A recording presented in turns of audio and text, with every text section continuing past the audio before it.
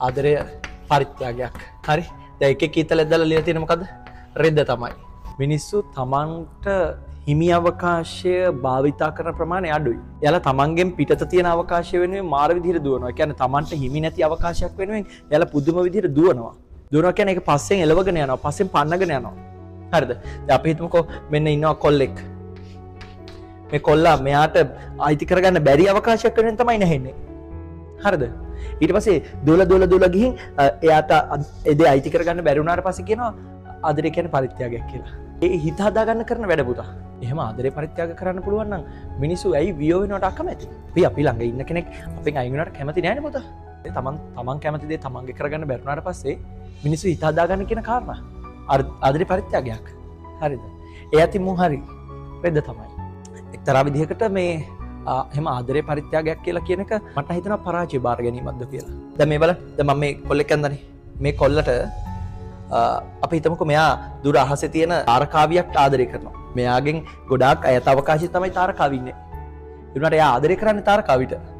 හැබැයි මේ තාරකාවිට තාරකාවක් සෙට් වෙනවා. හේතුව මෙයාගේ අවකාශයේ ඉන්න කෙනෙක් තමයි මෙයා. ඉතින් මෙයාට කවදාවත් මෙයාව අයිති කරගන්න බෑ. මෙයා මොකද කරන්නේ? මෙයා හැම වෙලේම මෙහා දිහා බල්ලා පසු තැවි ඉන්නවා. එයා වෙනුවෙන් නැහෙනවා. එයා වෙනුවෙන් ජීවිත කාලය කැප කරනවා. ඒ ඔක්කොම කරලා එයා කියනවා ආදරය කියන්නේ පරිත්‍යාගයක් කියලා බලාගෙන ඉන්නවා. ඉතින් ඒක හරිද? ඒ ඔක්කොටම හේතුව මොකද්ද? මෙයා මෙයාගේ අවකාශය තෝරගත්තේ නැහැ.